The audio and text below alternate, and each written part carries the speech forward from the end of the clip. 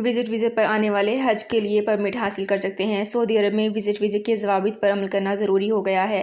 कानून के मुताबिक विजिट वीज़े की मुद्दत ख़त्म होने से कबल ममलिकत से एग्ज़िट करना ज़रूरी होता है।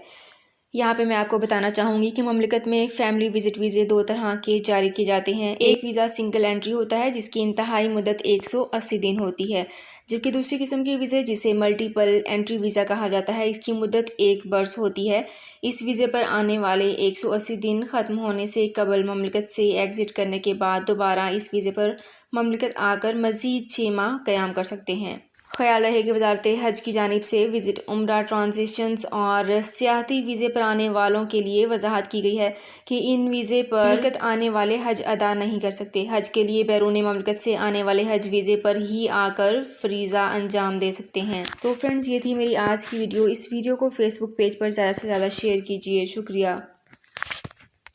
सऊदी अरब में मकीम गैर मुल्कियों के लिए बहुत बड़ी खुशखबरी आ गई है। अब कोई भी शख्स जो अपने मुल्क जाना चाहता है और उसका इकामा एक्सपायर हो या इकामा वैलिड हो, शिरका बंद हो, मुसस्सा बंद हो या कफील छुट्टी ना लगा रहा हो या कोई भी मसला हो, तो आप हमारे साथ रब्ता करें। हम इंशाअल्लाह आपको 3 दिन के अंदर अंदर एम्बेसी के जरिए आपका खरूज लगाकर आपको आपके मुल्क वापस भेज देंगे। कोई भी इंडियन, पाकिस्तानी, नेपालियन, बांग्लादेशी, श्रीलंकन या किसी भी मुल्क का हो, वो आसानी से बगैर किसी परेशानी के अपने मुल्क वापस जा सकता है। जी हाँ, स्क्रीन पर आपके सामने जो नंबर शो हो रहा है, इस पर आप कांटेक्ट करें। इंशाअल्लाह 3 दिन के अंदर अंदर आपको आपके मुल्क वापस भेज दिया जाएगा। मतलूब केस वाले रब्ता ना करें। शुक्रिया।